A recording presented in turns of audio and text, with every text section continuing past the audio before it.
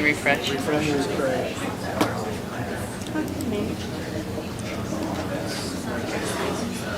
Yeah, I see it. Bill, you show up. Yep.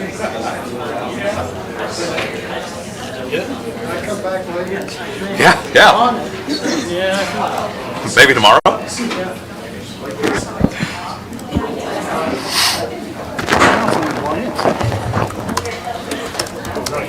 Oh, that's why. It logged me out. That's why. Sure looked like it.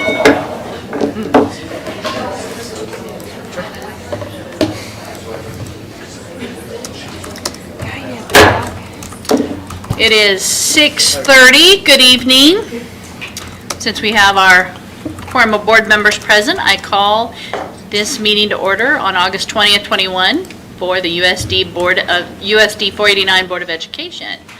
A note to all of the board members here, can you please make sure your mics are adjusted so that they're all live, but make sure that they are close to your mouth. And I know that we've had issues with the speakers here in the room, or not issues with them, but people need to be able to hear our comments. So, all right, moving to the approval of the agenda. It is posted via our board docs, which is a link on the USD 489 website. Do I have a motion to accept the agenda as written? So moved. Second. Moved and seconded. Do we have any discussion? When it's time for the consent agenda, we'll talk about that. I didn't hear you, I'm sorry. When it comes to the consent agenda, if we want to pull something out. we can Yes, at I'll that get time. to that. I'll get to that. Okay, thank you. Okay. All right, all those in favor, please state A and vote electronically the same way. Aye. Aye. Aye. Those opposed, Say please aye, state nay. Nay. Okay. Did it come up for vote? There it is, okay. All right. Would like to, one of the things we're going to try to do is just to remind everybody of our district mission, and obviously it's on the wall behind us, but to read it again. Our mission at USD 489 is to provide a quality learning experience for every student in every classroom and every day. And if anybody wants to read the vision and the core values, they are welcome to go to the website. So we first begin with budget, with hearings, public hearings. And the first one is our revenue neutral rate hearing. And I understand I am to read this resolution out loud. Sure, if you want to start with that. Or did you want to start? It's just the next one on the... Yeah, I may just talk a little bit about, give a little bit of background, I guess, on the revenue neutral, and review where that's at, what those numbers are, basically. Okay. So this is the first year that legislature passed what's called the revenue neutral rate. And so with that, by June 15th, the county clerk notifies us of what the revenue neutral rate would be.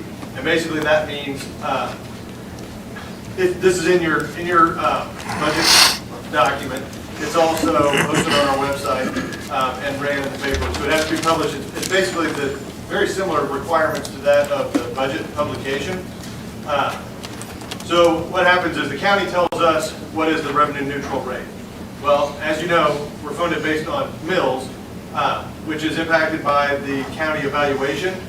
So by statute, the county has to raise 20 mills, and that's the money that goes to KSDE, goes to Topeka, and then comes back to us in the form of general fund state aid. Well, because our county evaluation goes up, by definition, we will be above revenue neutral, right? So 20 mills this year generates more money than 20 mills did last year because the county is worth more money, because there's more evaluation in the county. And so as long as our county evaluation goes up, we will always be exceeding, by statute, exceeding the revenue neutral rate. And that's going to be for 2 of our 3 funds. So general fund is the 20 mills set by statute. 8 mills is the continuous and permanent adopted by the board years ago. So those 2 are based on mills. County evaluation goes up, so we will exceed those. When we look at our LOB, or our supplemental general fund, that's based on a percentage of the general fund. So this year it's 31% of the general fund. so what you look at is how many mills does it take to raise that much money. So our mills will actually be down. The mill assessment, mill levy will actually be down for supplemental general by just a fraction, because it won't take as many mills to fund the dollar amount needed on supplemental general to fully fund that. So as a result, what happens this year, it's just the budget here, or the revenue neutral rate hearing prior to the budget hearing. So we've got the two different hearings going on. What happens next year is the county clerk will have to notify every individual household in the county of any taxing entity that will go above the revenue neutral rate, which, again, you know, the rent commission takes care of their own budget. It does come through your levy authority, so they will have to, you know, the county will have to notify for, correct, they'll have to notify for us. There'll be a bunch of different ones of those. So we'll have increased costs next year and take care of the mailing that goes in there. But really, it's at the end of the day, it's an additional budget hearing, and then the publication, and then individual household notification. Be happy to take any questions or Any questions of Chris on this here? On this, the information or the budget? just the revenue neutral. Just the revenue neutral rate. Revenue neutral. You helped me with that. That's great. Thanks. Okay. All right. So now I understand. So I will need to read this resolution.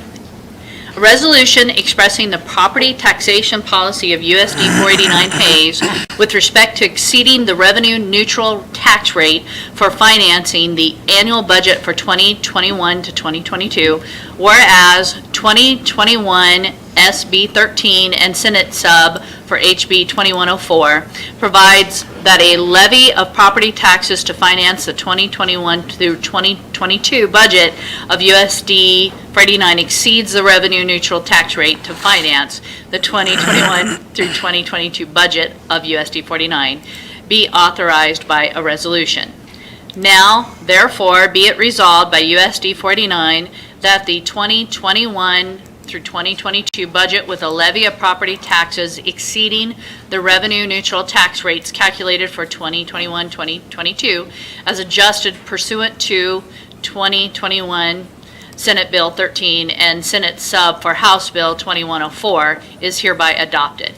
Adopted this 23rd day of August 2021 by USD 489 in Ellis County, Kansas. Is there anyone in the audience at this time who would like to come forward to comment on only portion that we're asking for comments now, the revenue neutral rate hearing? If so, please come forward. Seeing none, do I have a motion to approve the revenue neutral rate? I'll make that motion. We got a motion and a second? Is it? I think I have a motion to accept the resolution, and I'll second it. Okay. Any discussion about the resolution? All those in favor, please state aye, and do so Aye. electronically. Aye. All those opposed, state nay.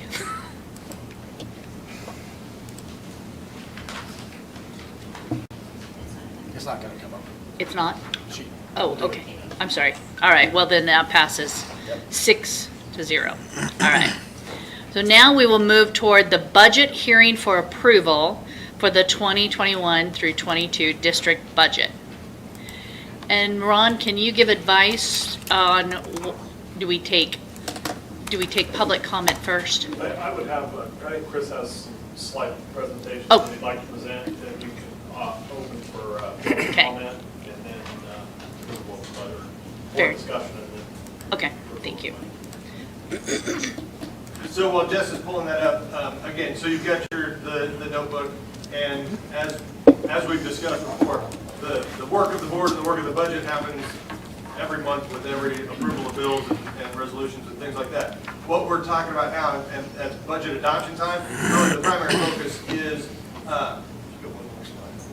really is the mill rate and the assessments that go into that. So a couple of things I want to pull out. And again, all of these things, there's lots of different ways to slice and dice And again, the budget reflects the revenue neutral rate information. The budget is posted online. We do have additional copies here if anybody wants one, and each one of the board members, you should have one right now.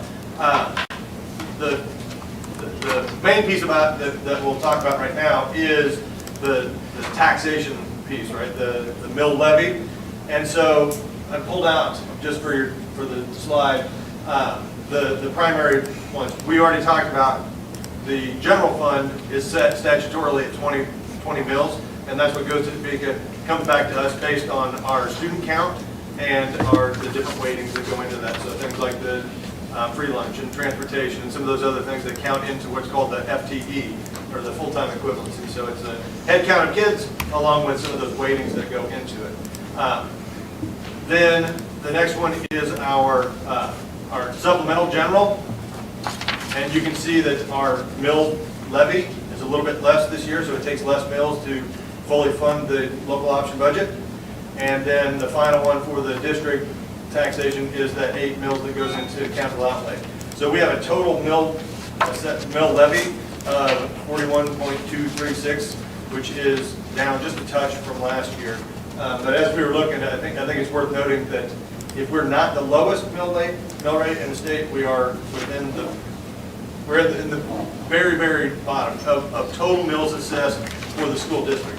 And so that means a couple of different things. Primarily, it's a function of our county evaluation being good, continuing to increase, and then really we only have the statutory 20 mills, the 8 mills, and then we're at 31%. You could, by resolution or by elections, the board, we could seek to go to 33% on LOB, so that would raise a little bit more, but the board is not chose, so we do the state average, which is 31% this year.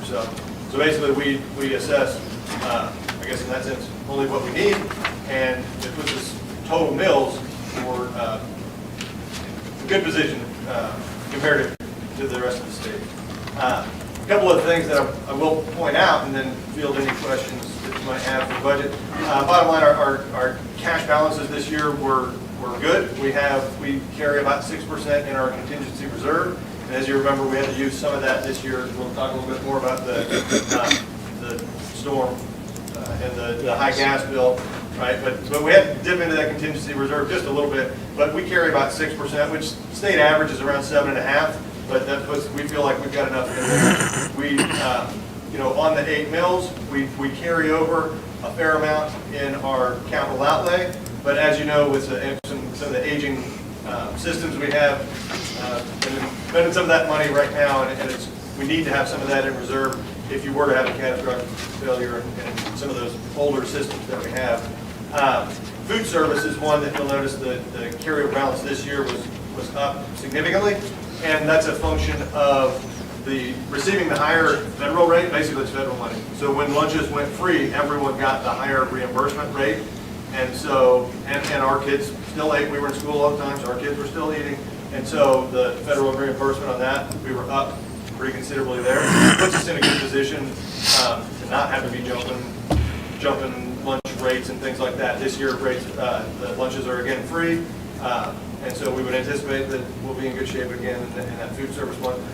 Good position to not have to raise lunch rates down the road, as well as make sure that we're up to date with some of our equipment and different things like that. So a big piece of then publishing this budget is estimating things like what is our head count going to be, what are our weightings going to be, and setting those numbers hopefully close. And as we do that, we anticipate head count to be flat to up a little bit this year.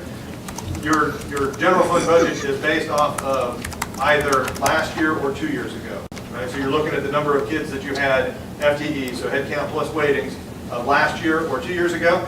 And so that's a rolling 2-year comparison. You get to pick the higher of the two so that you don't experience large jumps. Well, we're using right now 2 years ago. Last year we were down about 9 kids from the year previous. So worst case scenario, we would be down about 9 kids if we're not up a little bit this year, as that becomes one of our calculation years. We anticipate that we're going to be flat to maybe back up instead of 9-10 kids. So should be in pretty good shape again, FTE wise next year as well.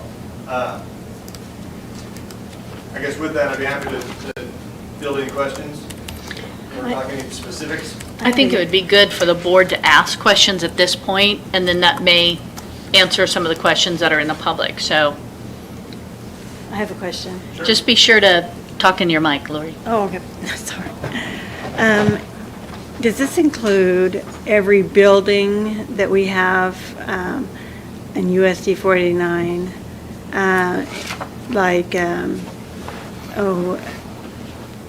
Not only the high school, but also the ECC building and Hayes Rec building and Hayes Area Children's Center, all those buildings?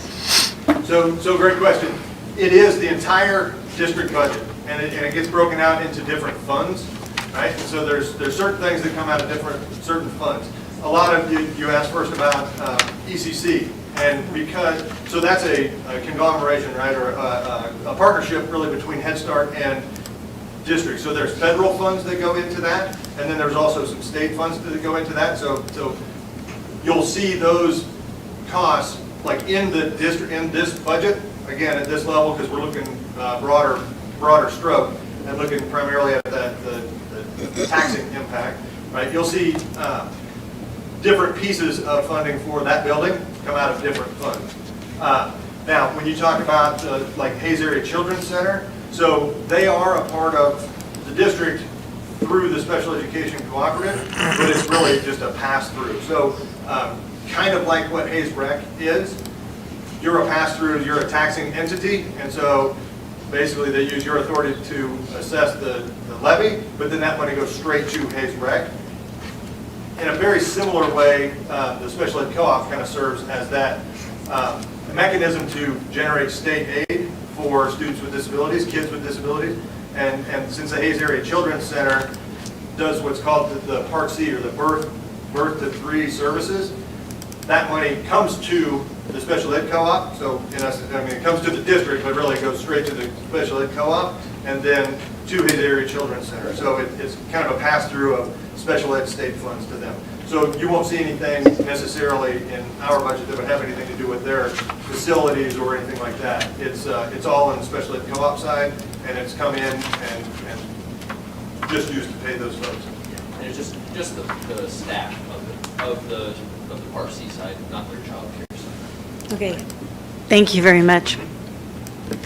Chris, where are I look under here, under tuition, or where are the revenues that we raise through parent fees? So all of that would be what's in Fund 55, which is called textbooks and student revolving fee, and that's what makes it student revolving. So any of the revenues that would come in to 55, most of those would be like the enrollment fees and things like that, and then those get spent back out of there for things like textbooks or student activities. Okay, on here 55 it says 0. It doesn't have anything in there, so. Am I looking at the wrong where it says revenues?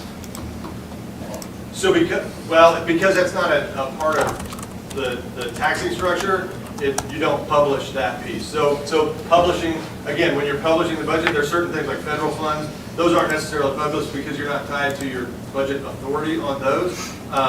That's an in and out. So whatever comes in goes back out to kids there. Okay. But there's no additional revenue that we're getting through those fees? Because we talked about that one, that we don't use those fees and there stays in that one fund? Exactly. Yeah, it stays there. It can't go to any other funds. It has to go back out for textbook or student things. Okay. So it's not budgeted, it's just sitting there? You have the authority to spend what you bring in because it's, in essence, it's kind of a reimbursement back to student activities. Okay. Yeah. Whereas like general fund and supplemental general, at-risk, those things that are generating state aid, you publish what your authority is going to be, and you couldn't go over that. And those, what you bring in student fees can go back out to kids' stuff. Chris, do we have to approve this tonight? That would be the norm, yeah. At the budget hearing, you would approve the levies, and then after here, so timeline is here, we have it in the paper We have the budget hearing, then once it's approved, it goes to the county clerk and the state so that they set the mill rates and go from there. But we do have till September We have 20th. until September 20th technically, yes. Do you have questions, Craig? I see you going through your book. I just have a couple, and they're really not questions. I want to just commend Chris and Ron on the budget. Trying to go through these hundreds of pages, when we look at all the different line items, different things on there, a couple things I just wanted to point out, and you mentioned it already, were the contingency budget. A lot of times, people wonder why you have a contingency, that money is taken into that. Well, this year, it shows that $65,000 gas bill was one of those whoops, oops, we need to have something if we have a boiler blow up. So that is a really good explanation of why we need that fund and need to be putting money over into that. So I appreciate that. Another one that I see all funds, the state legislature for years have been saying 60% of that should go into student instruction.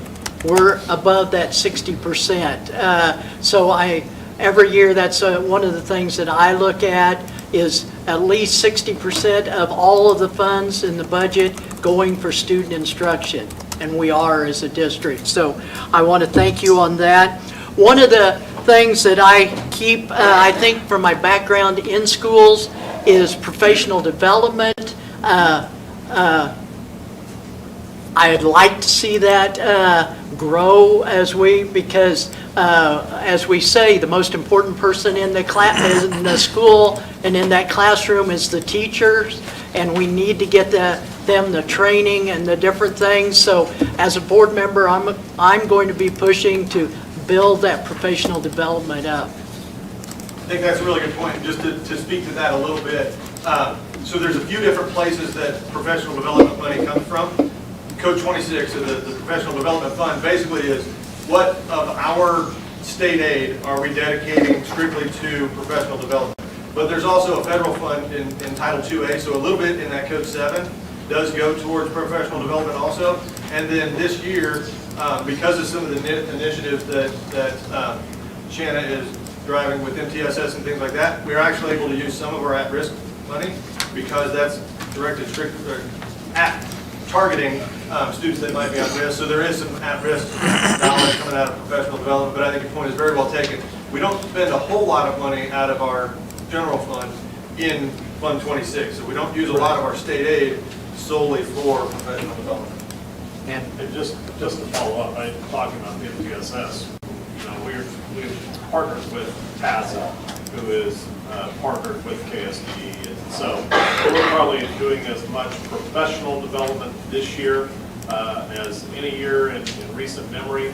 But the dollars that we'll actually spend are minimal because of that partnership through the state, that they offer those services for free. So I think we've been really smart and really doing some great things. Okay, thank you. Any other questions? I just have one comment, like Craig mentioned, is that I would like for us really to look at, I shared with the board the KSD suggestions for budget planning, and I think that's something we really should look at as a board because it starts in December through February and March, and then April, mainly on April, the board reviews updated budget projections. And we've done a little bit of that, but I mean, really get into it more because this is one of our main responsibilities is the budget, and we pretty much just pushed it all onto the administration. I think we need to be more involved, starting like they suggest in December, coming in a couple months, really getting involved with this budget and asking some questions about how it's all put together. So maybe we can have more discussion on that later. Duly noted. Okay. Well, at this point, or Mike, do you want to say anything? No, I'm good. Okay. So because this is a hearing open for the public, is there anyone in the audience who would like to come forward and comment on the budget hearing portion of this meeting?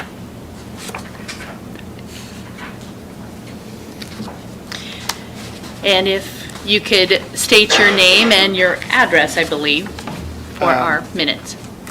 Casey Herman, I'm from Hayes here, and got a question about the fees and the textbook fund. So what is the unencumbered cash balance from 2019 to 2020? Do you have that with you? In that fund specifically, Yeah, Fund 55. in Fund 55, 716,388. No, from 2019 to 2020. 19 to 20. Yeah, So in fiscal year 20, yeah. the cash balance on July 1 was 216,024. And the next year, 2020, 2021? FY 21, cash balance 528,649. And then the current year, or what do you call it, the budget for next year? FY 22, so this fiscal. 716,000. And does anybody have a rough guess of how many students we have at 49? Just, is it about 2,000 or? No, We would know that. 3,000. 3,000. So I was going to do this, but she already was getting the comment. So I'm just curious why we pay $150 a fee a kid when that fund is going up $250,000 a year. If you check the income's about $1 million, and the expenditure is about $500,000. The fees are outrageous. I got 2 kids in the system now. I'm gonna have three really soon. We got 1 preschool, and I paid like $275, $300 for fees. There's people paying $325 for 2 kids, and our funds where's this money going? Is this just are we just trying to make banks money with this, or when are we gonna lower the fees? The meeting on the fees, I hate to be a mean guy here, but it was said that we don't want to lower fees because if we have to raise fees, parents might bitch.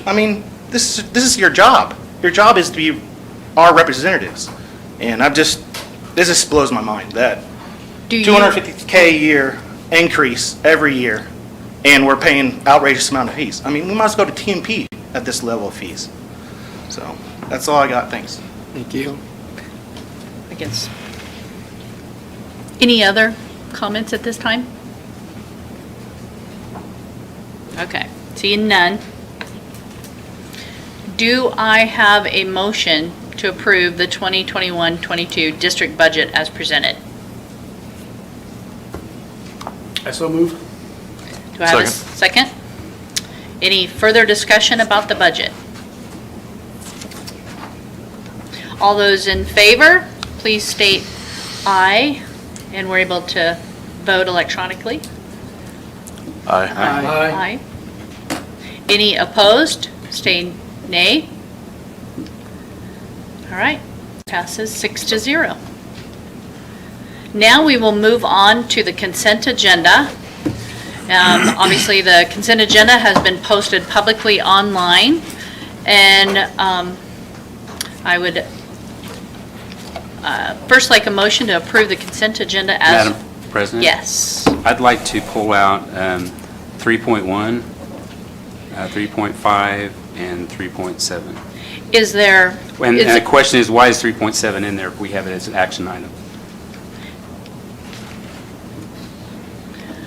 3.7 is the resignation, or later as an action item. That is just, it's not an action item, it's a discussion item. Discussion item? Okay, well, I'd like to, so we can discuss those. Okay, so are there questions that you can ask that can save us some time, Alan? My Because we've got a long... understanding, you're not supposed to discuss? No, consent you agenda. can ask the questions right now, and that could save us some time. If, we I think can't... this is wasting time. I think we should just pull it out like we can, and then we'll talk about them. Okay, so what were those again, Alan? 3.1, board meeting minutes, 3.5, personnel transactions, and 3.7, board resignation. Okay, so with those, and then you'll need to refresh your screen. Jessica, let us know when we can. So with those changes, then, do I have a motion and a second? Did I already have the motion and second? You don't have, Well, No. for the, Motion and second for the consent agenda.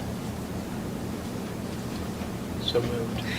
Okay, moved by Craig, seconded by Mr. Walker. All right, so any more discussion about the consent agenda?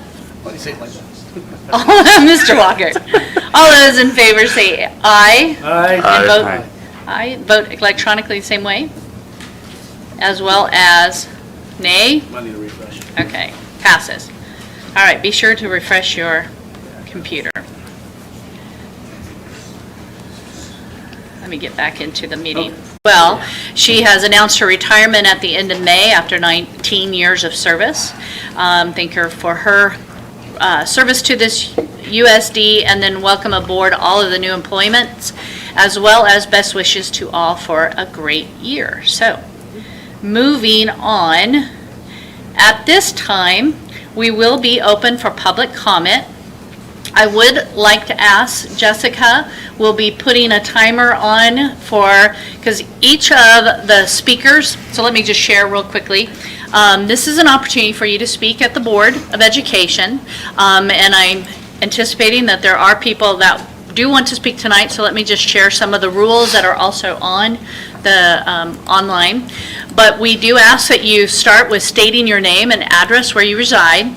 We are limiting comments to 3 minutes. If you are making points that have already been previously made, please be respectful of time and try not to continue to repeat.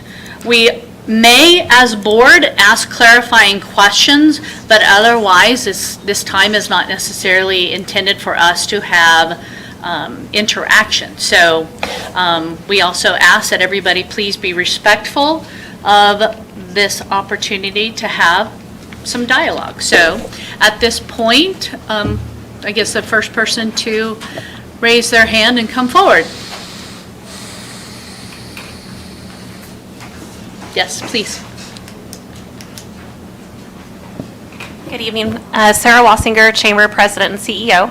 And next week, Tuesday, we are very excited to have our 33rd Annual Education Appreciation Event. We are very excited to have that event in person, and that'll be from 5 p.m. to 7 p.m. at Rose Garden Banquet Hall and Catering. So we would very much welcome all of the educators across Ellis County, especially USD 49 here tonight, to come visit for that evening. They'll be treated to a meal as well as appreciation bags, and we'll do some prize drawings. So, and on behalf of the Chamber, we would like to wish everybody a great school year. Thank you. Thank you. And we also have a health insurance initiative that we've been working on. It's called the Chambers of Kansas Community Health Plan, and we're partnering with 9 other chambers of commerce across the state. We will have some different Q&A sessions going on, and I won't bore everybody with the details, but if they would like to find out more information. We still fly the American flag over this country and in this city. To me, the real foundational question must be asked and answered before any other question can be rightly addressed. Why in a country where freedom of speech and press are the foundation of our lives is every other medical voice and view totally shut down? YouTube goes so far as to take down all Board of Ed meetings where the public speaks their view, labeling it misinformation. This should greatly concern everybody. Harmful for many reasons. This is due to the actual research he did and knows to be real science, which makes it to me very obvious that this is 100% political. Masks should never be considered since all the actual science shows they do no numbers. I find this unacceptable, and I believe you're out of your lane. Truth can be found, but it must be sought after, and I urge you to seek truth and operate in accordance with it. And as was stated, you were elected by the people of this community. We're asking you to serve this community, not rule it. Thank you. Thank you.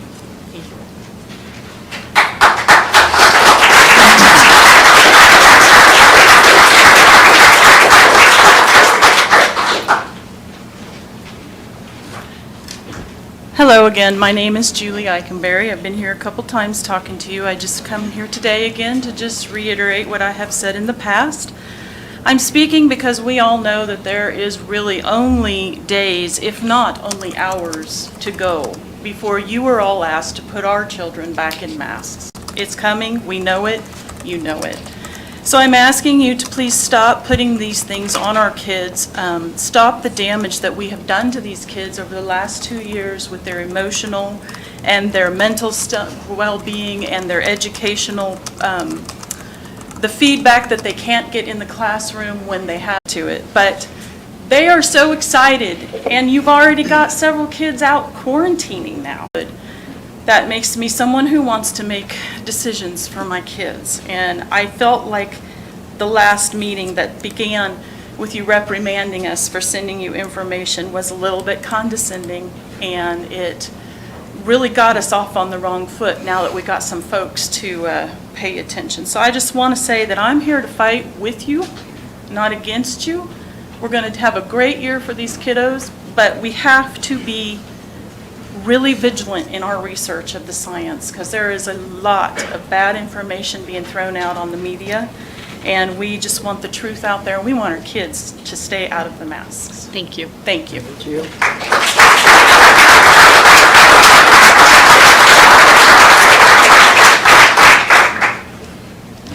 Hi, my name is Dana Gable. I live at 1377 Grants Villa Road. I am the mother of a 15-year-old son who attends Hayes High School. My son is a type 1 diabetic. He also has a heart condition and diabetes. I was thankful to hear that you guys had not already decided to put a mask on my son. Last year was a very tough year for him. He, because of his heart condition, he started having dizzy spells and almost passed out a couple times. It freaked me out, and I took him to Manhattan to see his cardiologist. And I found out that it was because he was dehydrated. And that was because he's not self-aware of his body, and because of the mask, he doesn't think to drink. He also struggles with seeing people and understanding their nonverbal communication because he's autistic. When I asked him the other day when he started school how he felt about being able to see people's smiles and talk to them, and he said, quite frankly, Mom, wonderful. I understand because I work in an area that I see people get very ill from COVID. I'll just give you that much information, how deadly this is. But I do not think that it applies to my son. And I want to say to you that I am prepared to completely pull him out of school and homeschool him if you continue to try to mandate anything over my child. I do not want to do that. I think it would be a travesty. But I have to do what's best for him.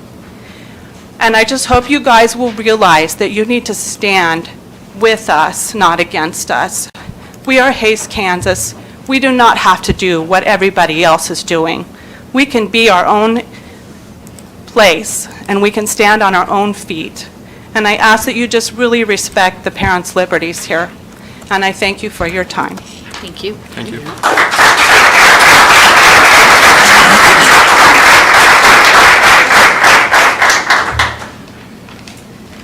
My name is Haley Barnes, and I live here in Hayes. I'm coming up as a concerned parent because I have 3 children, one at Hayes High, one at Lincoln, and one in preschool. I am concerned because I do not want to put my children back in masks. Like other parents have stated, last year was very rough. My children suffer from migraines, and last year, almost every day, my 6-year-old came home literally throwing up because she could not handle being in her mask all day. And I can only take her to the doctor for that so many times. There's only so many meds I can give my child. And as a parent, it is really hard to be able to see my child physically suffering like that. And on top of that, she's got ADHD and severe anxiety and a touch of PTSD. So I don't want to see my children back in masks, and I just want you guys to know I am very proud to be a part of USD 49. Please do not make me make the choice to pull my child out of the district, because my daughter loves going to Lincoln. And after her first day of school this year, she came and told me, Mom, I enjoyed school today because I got to see my friends' faces, my teachers' faces, everybody was happy. Please do not take that away from our children by putting them in masks. This virus does not affect them as bad as it does us adults. Let our children be happy and not masked, please. Thank you.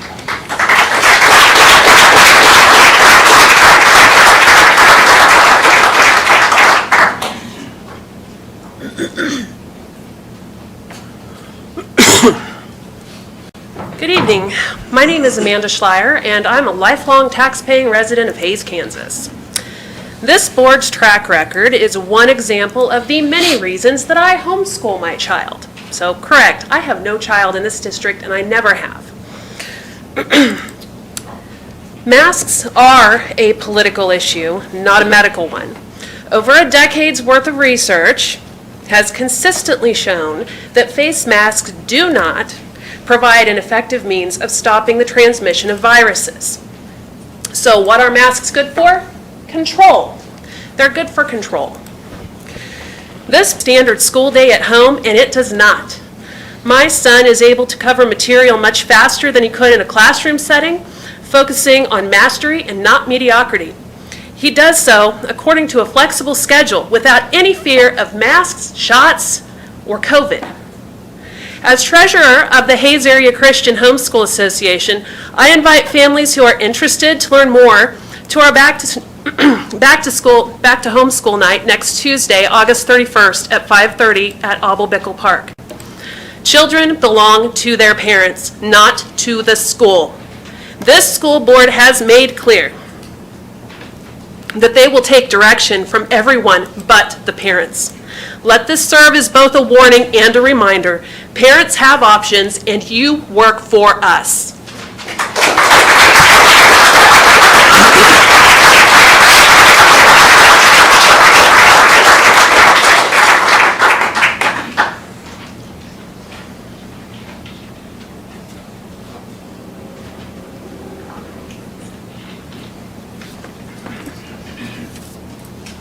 Hey, Derek Armour, live in Hayes.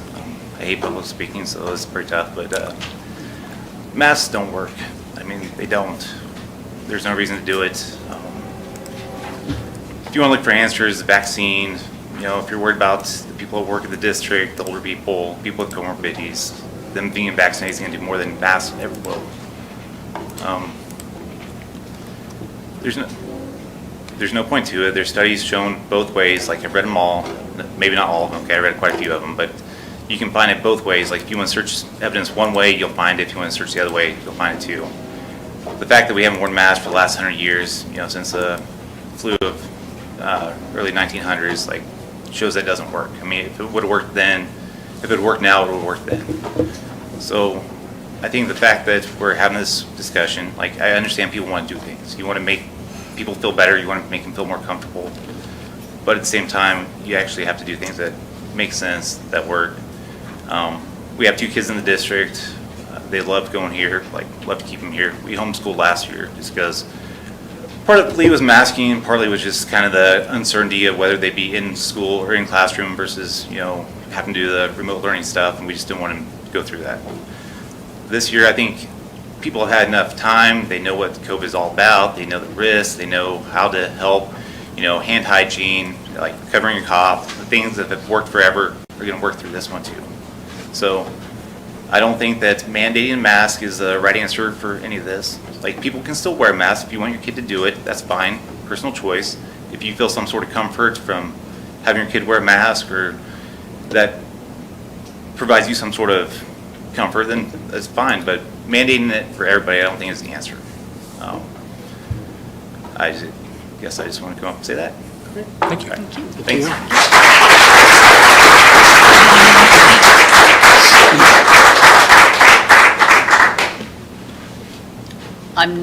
Is there anybody else? I'm not seeing anybody else get up. No. Okay.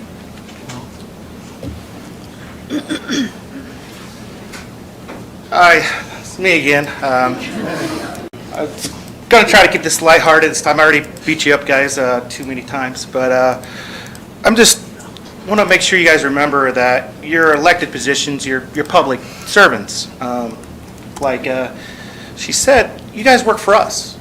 You don't work for this guy over here. So you guys need to be strong, make your own decisions. There needs to be a vote on this. I mean, look at these people. How many people we got here? How many people we had Monday, last week? And you got people holding signs out here. You're not listening to these people. You're not listening to me. You're not listening to anybody.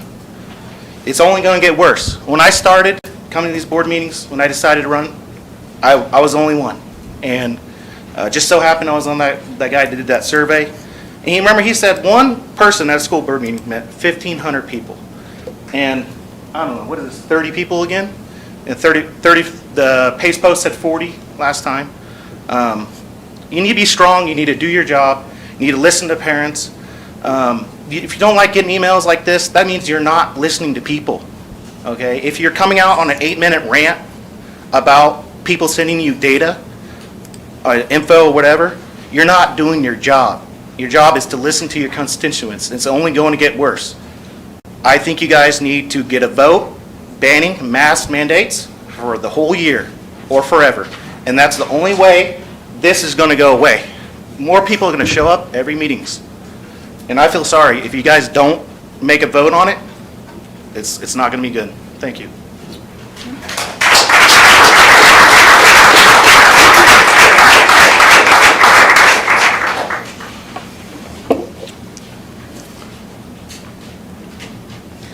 Hello, board members. My name is Emily Armour, and I'm an RN and a mother of 3 children, 2 girls in the district and a 3-year-old. My husband is an emergency medicine physician at Hayes Med, so we are both in the healthcare field. We both have done lots of research, read lots of studies, lots of articles. Like my husband said, you can find information either way for whatever side you want to take on the topic. I did want to start out by saying that I really appreciate you starting out the school year without the masks. My kids are very excited to be back in school this year. I did homeschool our children last year because of all the COVID policies that were put in place, especially the mask wearing and the uncertainty of the year. My children did thrive. We made it through. But my children and I do not want to homeschool again this year. I have sat silent for the last 1.5 years. I have not said anything to anyone, but now I feel like I have to voice my opinion on the subject.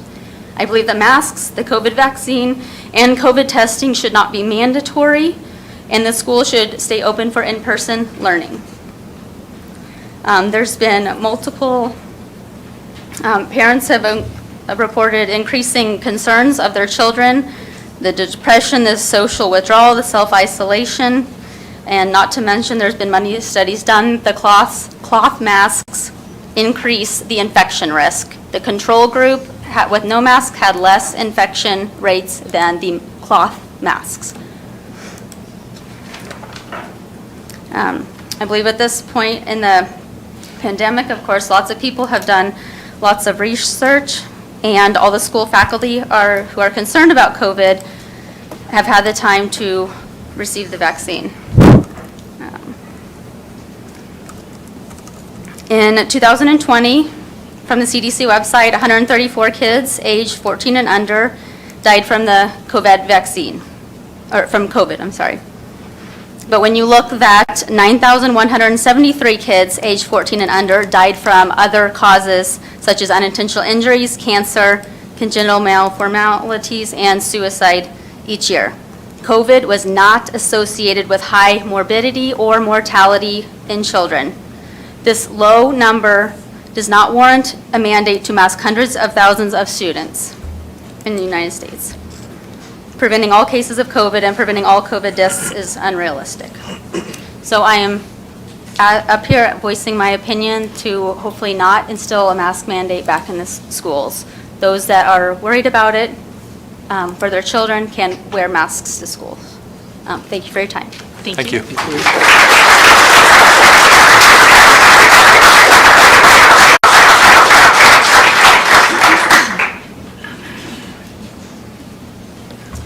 Hi, my name is Cassandra Johnson. I live in Ellis. I have 3 children, 2 in school.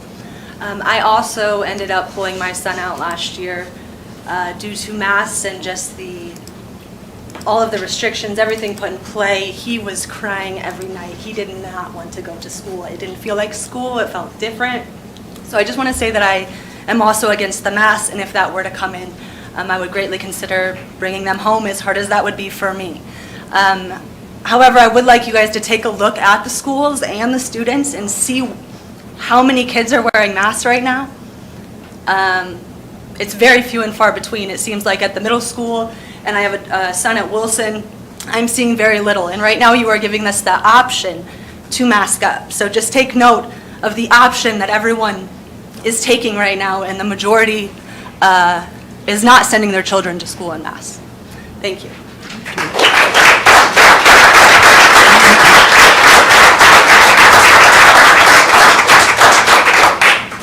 Any other comments at this time?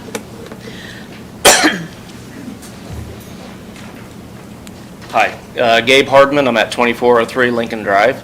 I won't belabor with all the other details that they've gone through. I agree with all of them. I've done my own research and found those facts to be true. But I will say to the lady's point that she just made with those who are masking and those who are not masking in school by their choice. If there's that many supporters of the masks, are they waiting for a board decision then to mask their kids? I think that that's evidence enough that the majority of the constituents here in Hayes are not in favor of the masks, and that needs to be our choice as parents. And I pray for the decisions you have to make. They're hard, and I truly do believe that you are making decisions that you probably feel are the best, but take those words into mind, please. Thank you. Thank you.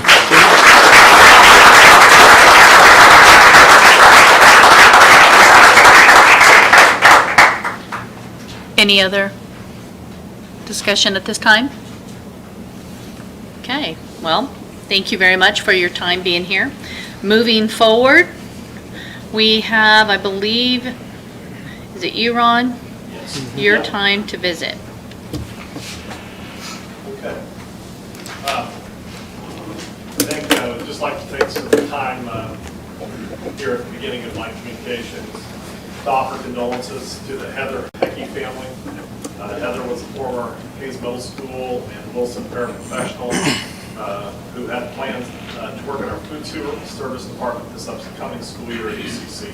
Heather passed away August 12th after being hospitalized for a short period of time. Heather was a very kind and passionate person who was a great employee of USD 49.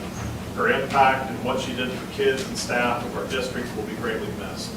On behalf of USD 49 and the Board of Ed, I would like to extend our deepest sympathies to Heather's family at this time.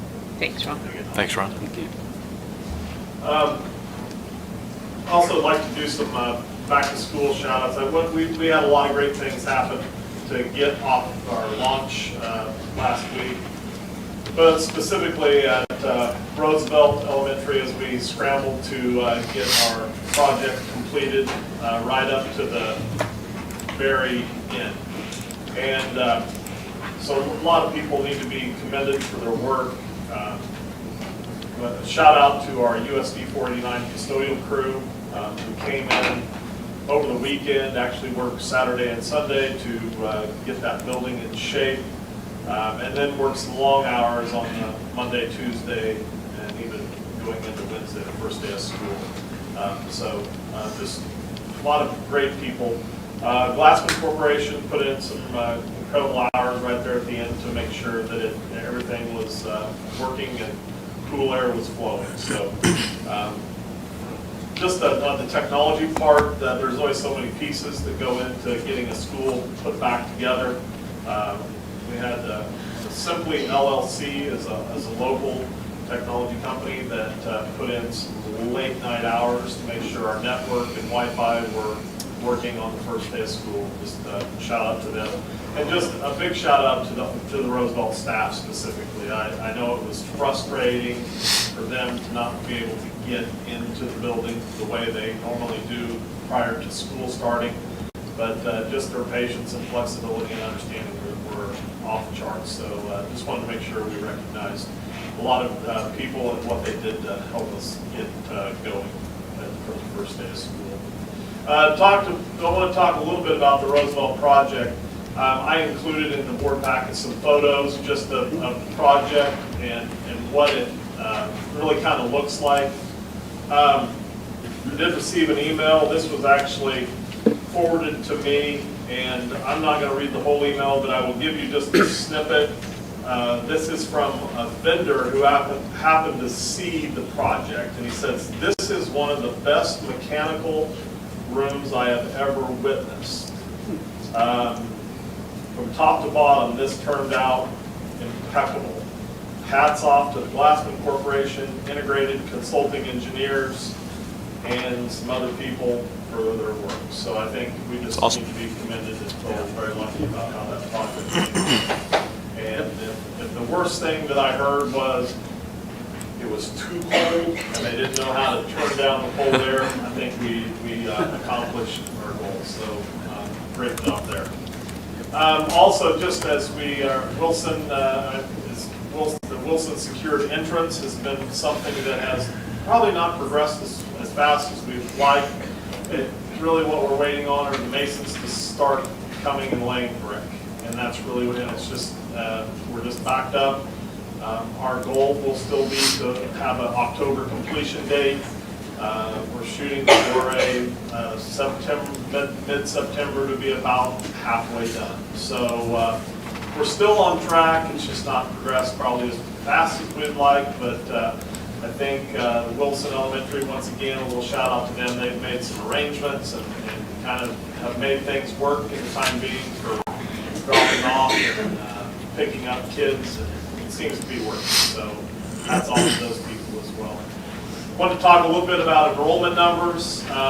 As we have started the school year, I've included those numbers in your packet. Of course, Hayes High, we are over 900 students, which is probably the first in a long, long time. We have flirted with around close to 900. We've never been over 900, I believe, from history. So we're busting at the seams of Hayes High.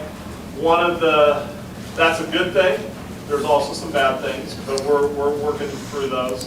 One of the things that we had to do this week, we realized that we were about 45 devices short, just because of the influx of numbers.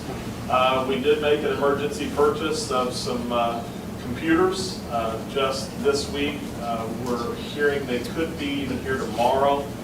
You have not seen that amount or purchase on the bills. That will come next month, but I did want the board to understand.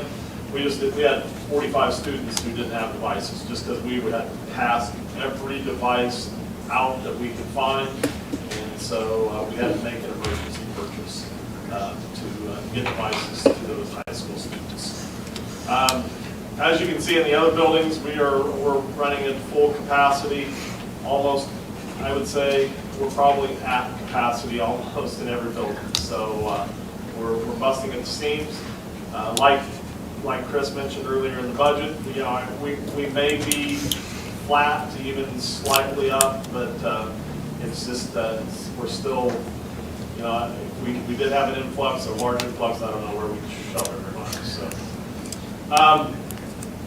I did want to make the board aware that the early release, the calendar for the upcoming school year has been set. We have made some slight changes for early release dates. We changed the October, February, April early release dates on the calendar only for the fact that we had some conflicts in terms of some professional development and that they were doubled up on the same day. So we're just sliding them back from the second Wednesday into the third Wednesday. And we just wanted to make the board aware, and we'll get that information out onto the change on the calendar and move forward with that. We do have our next Bond Vision Committee meeting. Will be Wednesday, August 25th. We'll be meeting with the community group and the educator group, as well as the administrative group with that. Just wanted to make the board aware. I also included in your packet the slide decks for the first two meetings. A little bit of a COVID update. We've been in school 4 days, and right now the district has 17 positive cases, with right now today 6 who are being tested. So we are starting to see a little bit of a slight uptick in positive cases. We're continuing to monitor everything, continuing to meet with the Ellis County Advisory Group, and at this point, we've talked with administration this morning in terms of just making sure that we are doing some sanitization, trying to get hand cleaning becoming once again of importance inside our schools, and just trying to make sure that we're doing the small things right now to see if we can hold these numbers somewhat steady or even decrease them a little bit. So just wanted to make the board aware of that. Also remind the board that our next work study session, this is a little bit of a change. We will be meeting at schools for the work study session. This is not the regular meetings. These are the work study sessions. Getting the board into the schools, I think, is a great idea. Our first meeting will be September 13th at Roseville, starting at 11:30.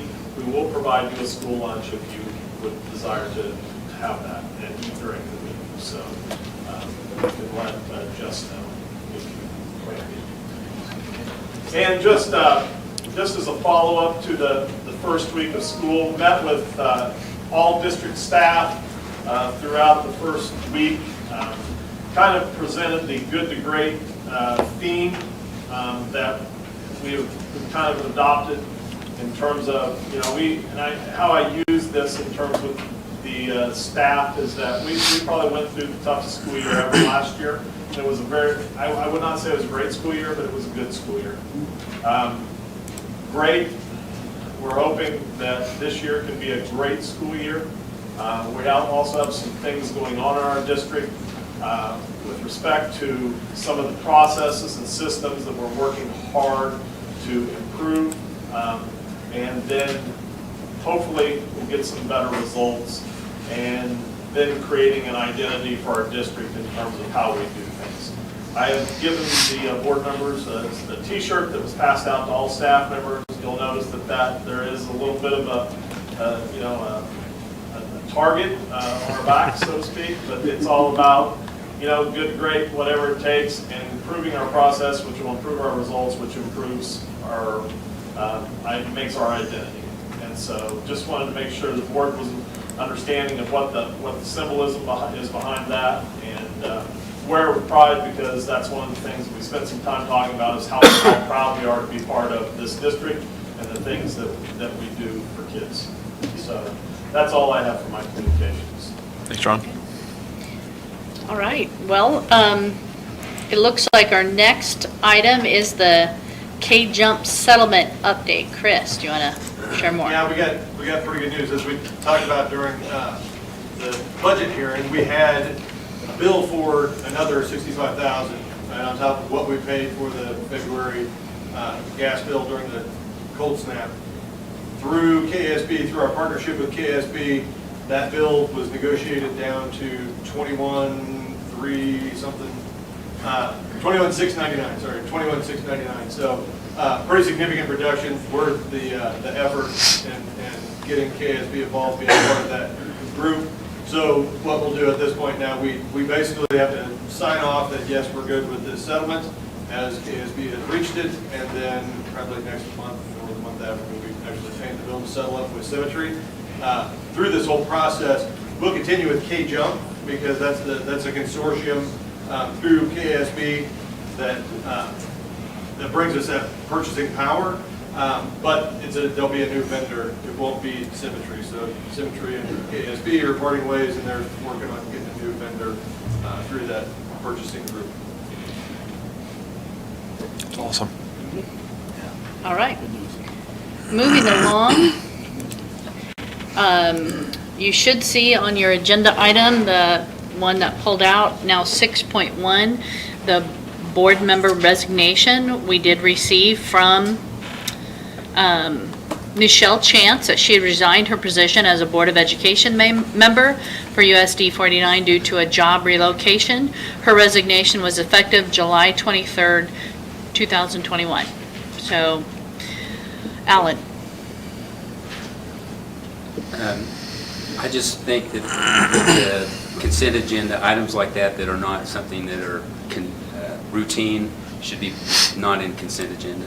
We should be out so that we can tell everybody what that's all about. And that was my reason for pulling that out. That doesn't happen every day. I think it even hit Hayes Post before it came to this meeting, so probably was out in the community that she had resigned, but I understand. Okay. Okay, but no action is needed, so anything else? All right, moving along. Board meeting minutes. Let me get to that. Alan? Okay, on that one, need a correction. It says in the minutes that I made the motion to elect Craig Pallister, which actually it was Lori who made that motion. I seconded that motion, but you got them switched around. Now, when we went back and forth, and I don't know if all the steps are listed in there, but that's definitely something that we probably ought to talk about. In the retreat meeting, it was mentioned by our superintendent that was an embarrassment. I agree. I think there's some things that we could talk about, and I think we as a board, we should talk about that situation. Everything to a board member calling in without getting the information that was presented at the meeting, and go ahead and voting right away. So those are things that I think we should have agreed upon procedures on how to make that more open, and that we talk about this before, and that was just about the minutes. So the whole idea is maybe I would like to talk about this later. Later, as in? As an agenda item that we talk about. Okay. Well, we do need to take I need a motion to approve these minutes as well as a second with the changes that Alan had stated. Do I have a motion? So moved. Second. Okay. Any other discussion? Those in favor say aye. Aye. Aye. Those opposed say nay. And vote electronically the same. Huh? Who made the motion? Craig did. I did. Yeah. Alan seconded. Sorry, I can repeat that for you, Jess. It does pass 6-0, but I said aye. will we have oh, it's coming? Okay. All right. Okay. So we pulled the personnel transactions. Alan, do you want to share? Sure. And I don't know exactly how to do this, or can we do it if there's a policy conflict? Is that something we can talk in open session? Sure. Okay.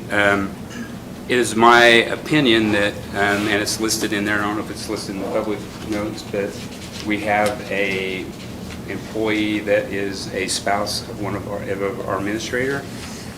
And in the past, that is a practice that we have not done in the last 40 years. When you actually hire somebody, I'm almost positive that this person is overqualified, but according to our board policy, except in emergency, we will not employ anyone who is a listed spouse, son, daughter, all those that are listed there. The reason is that many times, especially with administrators that are supervising, not only some of them, everybody in that department, but it's the whole district or the person who's evaluating them. And so it's really not fair to have a supervisor of a supervisor who's supervising a spouse, in my opinion. I think that's the reason that policy is there, and I think that if we want to change it, that's your choice.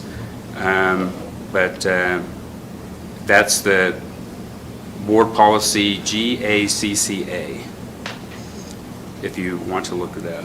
Can you read that to us? I can right now. GACCA? You have it up. So this is the nepotism policy that he's referring to. It is the superintendent shall make reasonable efforts to determine whether a candidate for employment is related to a board member or an administrator of the district. If a candidate is related to a board member or administrator, the superintendent will make this fact known to the board, which has been done through this personnel. So we are following. Except in an emergency, the board will not employ anyone who is the father, mother, brother, sister, spouse, son, daughter, stepson, stepdaughter, son-in-law, and daughter-in-law of any board member. This provision shall not apply to any person who has been regularly employed by the board prior to the adoption of this policy, or to any person who's been regularly employed by the board prior to the election or appointment of a new board member to whom the person is related. Supervision limitations. No employee shall directly supervise or be responsible for any portion of the evaluation of his or her family member. So, stating this, though, how I read it is, the board will not employ anybody that is our close of kin, and if it's an administrator, the superintendent is to make this fact known to the board. So in my understanding of this policy, there is no breaking of this policy, and I'm seeing our legal counsel nodding his head yes. So I think it's a very cloudy, I think it's pretty I think clear. it's something, well, it's right here on the supervision limitations. You say directly, the superintendent is in charge of the whole district. But not directly. That's an indirect. Well, I think that's there for a reason. That's why no board has ever done this before.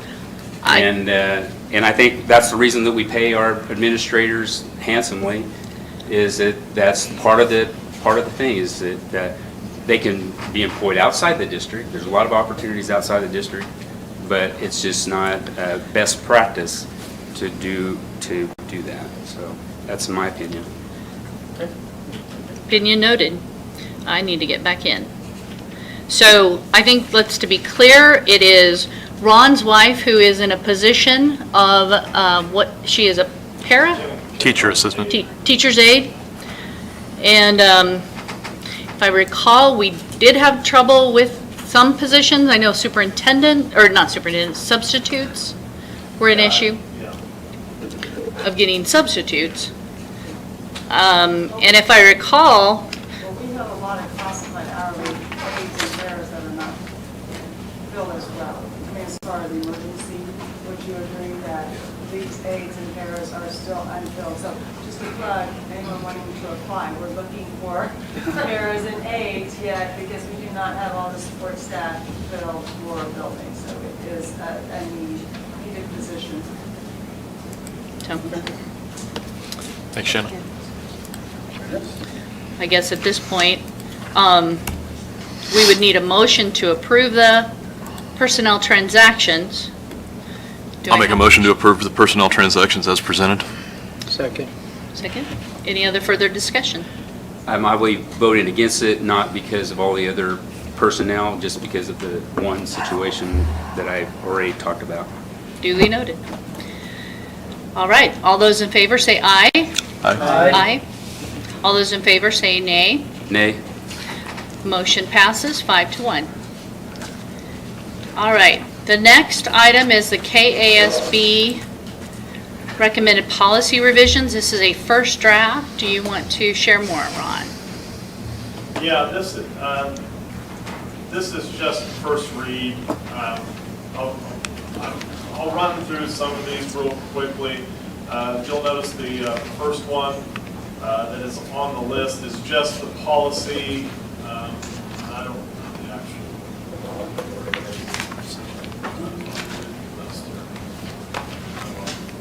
So, is that what it's called? DC? DC annual operating budget. That as part of the revenue neutral rate, just the change in the timelines for getting your budget published has changed, and so that policy is changes in there. The food service management policy is just gives us the writing in the policy that we can do food service when our schools are closed, even in bad weather situations. Not necessarily that we would do that, but it does give us that option. I think one of the things the positive things of COVID is we've learned that we can do things like that during times, and it is beneficial to our community. It's just a policy to make sure that we can do that. The sexual harassment, won't get into that real in depth, other than this just makes some changes to the actual sexual harassment, and I think it's basically taking out some bowling, and that bowling policy is put in somewhere else, to make it fairly simple. The GAACA is the racial and disability harassment.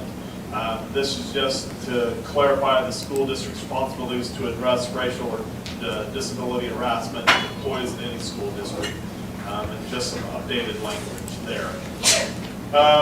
The student and staff relations policy is a policy revision that deletes the language. Oh, this is the bullying one as well, and will. And it's just about our house staff and students policy to make sure that we understand that we cannot have staff and students in any way have any kind of relationship, any sexual or romantic nature. It's just stating the obvious. But we also have some policy on the IDAA, and I think that's just an update on some wording. And once again, if you go to the actual policy, you'll see the highlighted in red. And going down, I won't think most of those other ones, I'll just let you look at those. But this is the first read.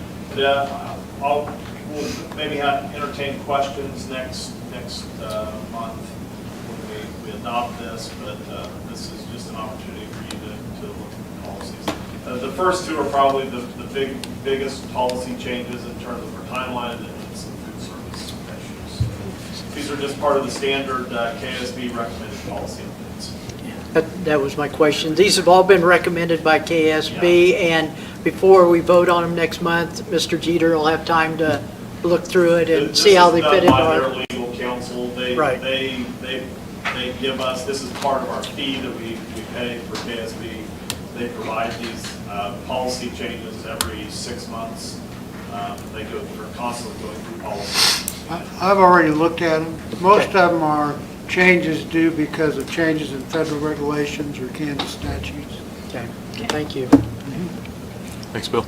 It's required to have 2 readings? This is the first, and would the next one be second? Is it required? Yeah. No, I don't. No. Okay, but is it best practice? Well, Is that why we're doing it, or? Yeah, that's how I have done it. I think it gives you time to look at it. I appreciate that, because the last time we had a policy, we did have 1 reading and we approved it that night, and so that was a concern. That was the one on the bidding process that we changed. So I know that we've was, we've had first readings before. We've had multiple, I don't recall, 1 year. That was the one that we had just first reading, but I like this process to have 2 readings so the public and the people can look at it. So thank you. Moving on, we have a contract proposal for ICE, which is the Integrated Consulting Engineers. We know him better as Dwayne Vaughn. And for work associated with the design and installation of a new HVAC system at Wilson Elementary and Hayes High. Ron, did you want to? Sure. This is kind of the next step for us in terms of trying to really keep pushing our district facility upgrades that are just way past time to get done. Roosevelt was a much needed, project that it's kind of unique is because of probably a year ago at this time we were talking about Hayes High being probably the most immediate need, and then in a few months that had all flipped and Roosevelt became priority as we had some just serious issues with that, and we were able to cobble it through for the remainder of the year and then and do that. So we're hoping to continue this in terms of trying to get some of our HVAC needs updated. We would like to proceed with the Hayes High design and of a new installation of a new HVAC system for Hayes High, hopefully starting this spring into the summer, as well as a contract to do Wilson Elementary at the same time. And we've had initial talks. One of the things that we, I think we found with integrated consulting engineers and working with them, they have worked in our district numerous times. They have done excellent work for our district. They've provided great support. I think with working with Glassman's, I've heard Joe tell me several times how much he appreciated working with integrated consulting engineers and the work that they provide. They work well together. So our goal would be to try to keep this moving. Our goal would be to hopefully get the design started on Hayes High and Wilson, as they will do the design work all the way probably up till December. Once again, we'll bring the information back to you. We would submit it out for bids, hopefully starting in January. We would have bids open sometimes end of January, 1st of February, and award bids, and then hopefully start the process all over again. It was a crazy summer for sure, but it's well worth it now. Just like I said, with Roosevelt having cool air, and they will have warm air for summer that's reliable and dependable. But the first step is getting the design done. One of the advantages with integrated consulting is they have already done some work for our district in terms of the high school, in determining some loads that are needed inside the high school, and they have done some previous work that I think will help speed up this process. They've also were consulted on the entryway of the new secured entrance at Wilson, in terms of putting some things into that system that will hopefully down the road we'll be looking at in a design system that will match.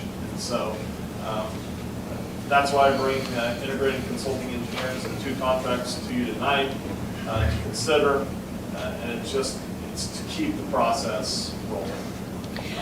And with the goal of awarding bids sometime 1st of February, mid-February. So just to make sure, my understanding, can you either clarify or confirm, but when working with an engineer, it is certainly to our benefit and to the district's overall health of our fiscal health, as well as just the structure health, to have an engineer who's very knowledgeable about our inner workings, our infrastructure. And my understanding is we do not, as a board, have to take the engineer role out on a bid. But the bidding will take place when we actually start the work. Okay, thank you.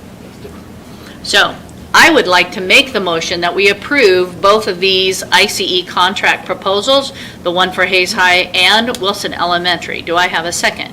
I'll second. Second by Lance. Any further discussion?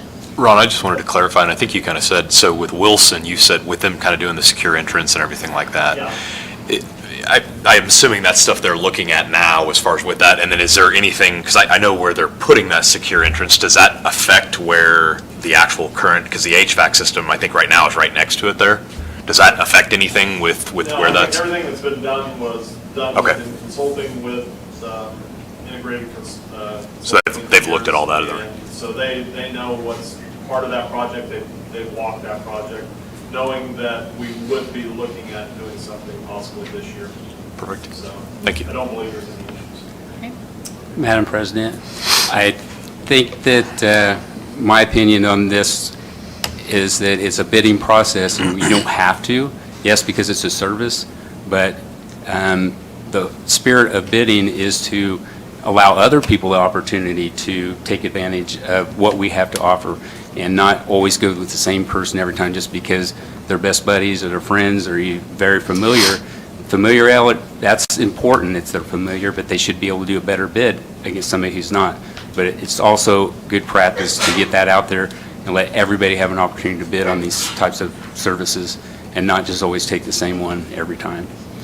A motion is on the table. I guess considering that, I would like to take a vote, and we can vote appropriately unless there's other discussion. So, All those in favor of this approving the contract, please say aye. Aye. Those opposed, say nay. Nay. Passes 5-1. Please vote electronically. Not yet. Well, okay. All right. So moving forward, we have the updated changes made to the Hayes High Handbook for the 21-22 school year. Now you got to buy us donuts. Anyway, so there is I guess we had administrative content on a video. Thank you, Mr. Henderson. Is there anything, Ron, that needs to be I'm just brought? going to have Mr. Henderson, he'd like to come forward and probably just kind of emphasize it. And why don't you introduce yourself, and who are you, and why are you here? Sean Henderson, high school principal, and here to Congratulations. talk about, yeah, I appreciate that this came a little late. Changes for the 2021-22 school year. I felt like That's exactly what I sound like.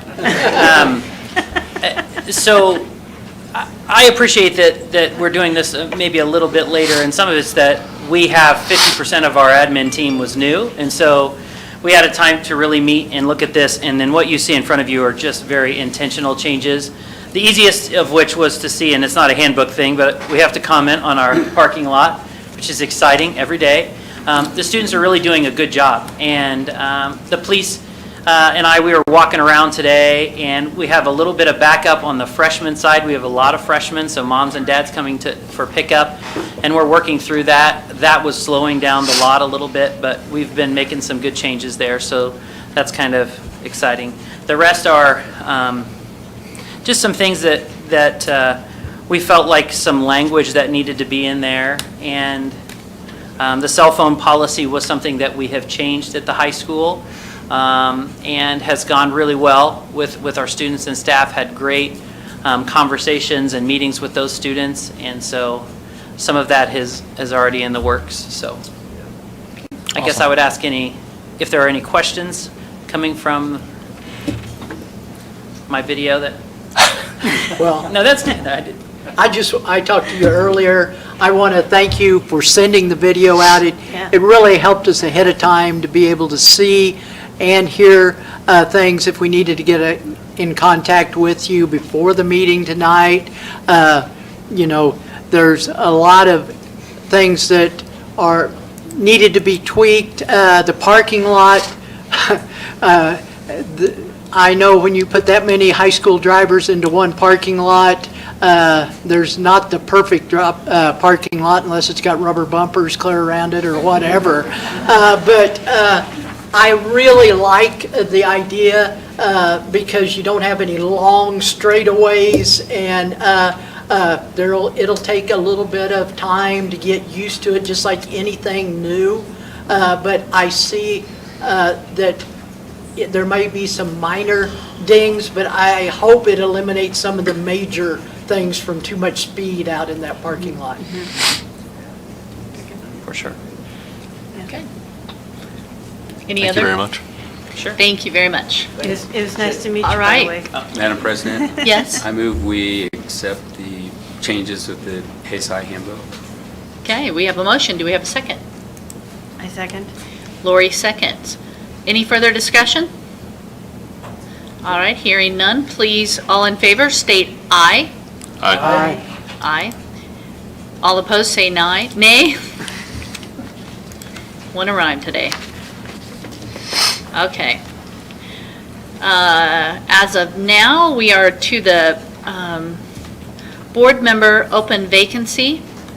And before we begin, and she's probably not here to hear this, but thanks to Michelle Chance for her service on this board, and we wish her best in her new relocation and new position that she's accepted. So let me just share that with an open vacancy, the board has the authority to appoint a qualified individual to the open BOE Board of Education position or determine a process for filling the board appointment.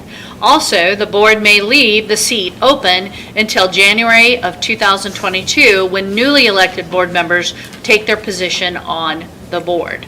So, There are some options that we have here that we could consider.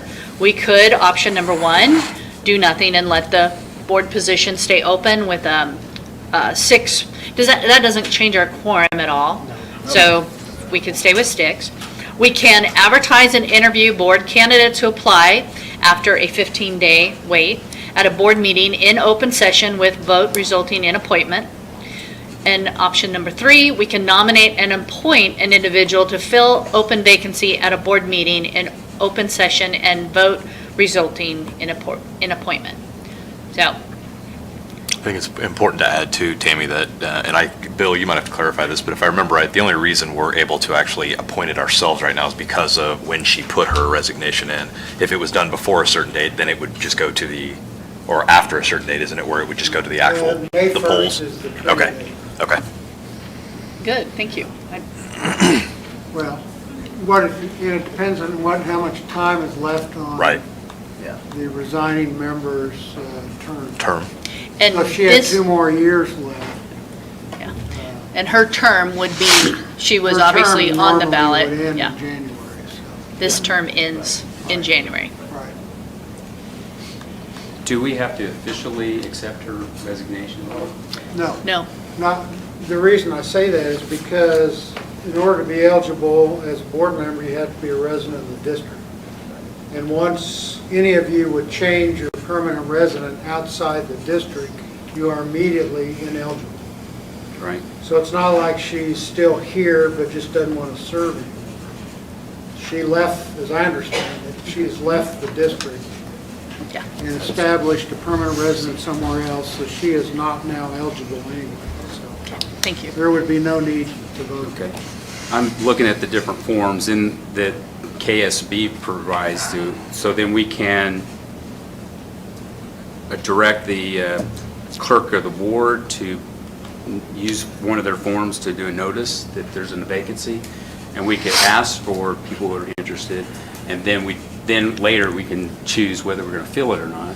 But at least we can get that out so people know that there is a vacancy. If that's the direction we take. We can also remain just a 6-member board for the September, October, November, December, the next 4.5 meetings, or 4.5 months. I'm wondering how much time it would take to... I can't hear you, I'm sorry. I'm wondering how much time it would take to do the whole procedure to be able to get somebody on board before they actually, somebody else comes on board and replaces them or whatever the situation We're is. probably looking at, before we'd even take action, we'd be looking at the September board meeting to even know, and I'm not saying the work session, I'm saying the actual full board meeting in September to even begin interviewing. Right. So then said person would probably begin in the October work session, Right, which would leave less months. right. See, then you wouldn't have very long for them to even get settled. Right. Do you want to make a motion then? I make a motion that we wait and... Just wait till it's filled in January session? That's my motion, yes. Okay. Is there a second to Lori's motion?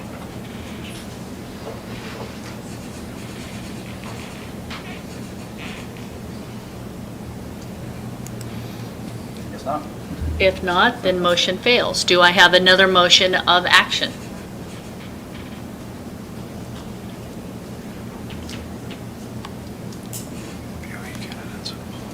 I'm just looking at their options here. I would like to look at all these options that KSB, send out to see who's interested, and then we can pull them back and look at it and make that decision. Or we could choose not to and postpone it till the election. I think you run a slippery slope if we look at the candidates and say they're not required or they're not qualified, Well, then I we say think no? the main thing is just making sure people know. No, not Put the necessarily. notice out. I think that's by default what you do. The You thing that you advertise have it, to you get consider- people to come in, you don't have to... You're only looking Okay. at board member, possibly only serving 3 months. Mm-hmm. Right. October, And November, can you Can you share again, refresh our memories as to, we did last time when Sophia Young sat down, we did, advertise, we had 2 candidates, I believe, or 2. that, but we did the 15, Yeah. we advertised and we had the, and then we did the on-site interview, or at the board meeting. And so, is that, did you use are you referring to a form that we did or did not use, or? No, I'm just saying that they provide a whole packet of forms for this purpose, and. So we would have used a form last time? We didn't, I don't know, we did. I don't. There isn't any form required, you just publish a notice Yeah. that you have a vacancy and you can't fill it for 15 days. Right. Right. The actual procedure that you use is totally within the discretion of the board. Thank And you. the one thing to keep in mind, you cannot go into executive session and discuss candidates. Everything needs to be out in the open. And another option would be that, once election, and I don't know which one, because there'll be 3, but if you went through this process and they were elected, then we could appoint somebody right away to get their ball rolling, or they could get started immediately after the election. And so they have those few weeks to get involved with the board. And we have 7 people. The drawback to that is you're probably eliminating the other 2 who got Yeah, elected. I'm so I not don't know how playing you favoritism. pick. I don't think that makes for good board of harmony when you're saying, well, we want you now, but you don't want. I don't think that's a great idea. I would agree with that. In my view, the most open way to go would be number 2, but not appointing a current candidate. So to advertise and interview board candidates who apply. So, That's the most open, but. okay, that's You what wanna I would make a go- That's what I motion? would go for, but I don't know, I want to hear other folks. okay. I'd be fine with that. I would echo Mike on the other deal there. I mean, at the end of the day, whether we choose to move forward with that or not, then we can always reevaluate it at that time. That is where I am leaning on number 2. My question is, advertise and interview board candidates. Maybe I am dreaming or hoping that there's this many people wanting to be on the board, but if we have 15 people that put in that they want to be considered, we need to interview all 15. Oh, we got an open session. Okay. But once again, I will tell you, it's probably a 3-month appointment. Right. Yeah. You're not legally required to interview anybody. Right. You can just accept applications and appoint somebody if you have them, the 4 of you vote them. Majority. So in essence, there's a 4th option. We could advertise and then take Appoint. applications and then appoint based on the application. If that's what you want to do as a board. Did it take 3 months the last time? That'd be pretty much number 3. Or when we appointed Michelle, was it By the 3-month time process? by the time you were done and with everything, it was right close to there. Just because the meetings are also spaced out, so. I would entertain a motion to take action on some behalf. Mike, did you make that motion, or? I didn't make a He motion. didn't make a Oh, okay. motion. I didn't. Just let you know what I think, but I'm not, I do, the problem is it's a 3-month. 3 months. I realize that. Yeah. About 3.5. No. I mean, it could be longer than 3 months. If it's someone Yeah. who is running for the school board that chooses to apply, and they do get elected, it would be, Sure. Yeah, but I don't you like won't that. know that. Yeah. Unless you wait. Unfair. Well, yeah, it's at least 4 months. Well, I'm gonna go for it. I'm gonna move to accept item number 2 under the administrative content. Advertise and interview BOE candidates who apply after 15 days at a board meeting in open session with a vote resulting in an appointment. Okay, we have a motion. Is there a second? I'll second. Okay. Is there any other further discussion? Hearing none. All those in favor, please state aye. Aye. Aye. Those opposed, state nay. Nay. Did I hear a nay? Nay. Okay, so, all right, so it does pass, please vote electronically if so. It does pass 5-1. So, Ron, just, I guess, keep us posted. Yeah, we'll advertise have some names in a few weeks for you. Okay. Consider. All right. The next item, I do want to just have some clarification. The next item is future meeting agenda requests. I do want to point out that these requests are not, this is not the time for discussion, but to simply have topic ideas. And then, of course, any future topic will be discussed by Ron and I to be on future agendas. If you don't present today, then per our policy, it's to present in writing at least 1 week prior to both me as the president and Ron. So, any future meeting agenda requests at this time? Madam President, as of last meeting, I requested that an item be put on talking about policies and what we do with administration while it's fresh in our minds.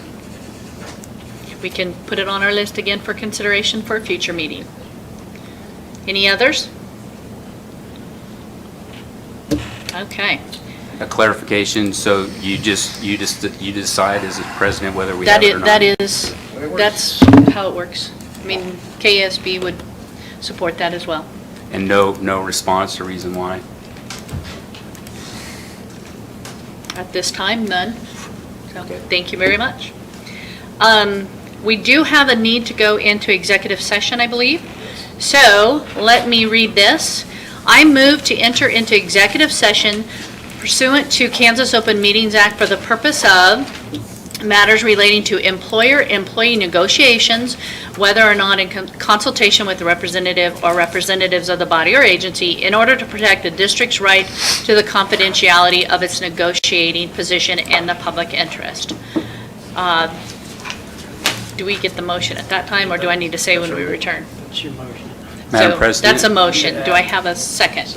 Are we leaving the room so that we don't have to run out our guests here? Any action after the meeting? Any action would be back here in this meeting, in this room. There will, my question was, there will not be. There's not intended to be any action coming forward, so. Who's to be present? I think Bill had. Yes. Need to add who's to be present? Oh, Other I than do. board members? Of those present, thank you. I need to get my notes better.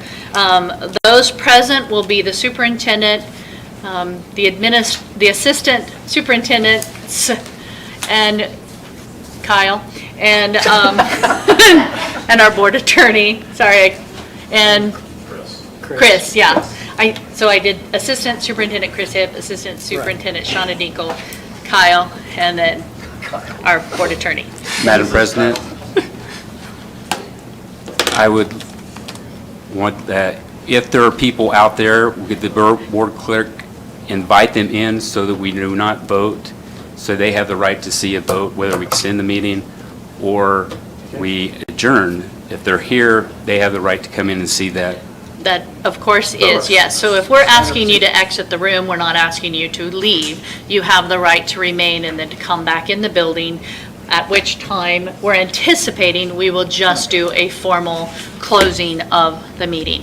But there could be a vote, and yes, that would be public record, so. But I think it's fair to say that you would not call for a vote unless we realized the public had a chance to see what we were doing.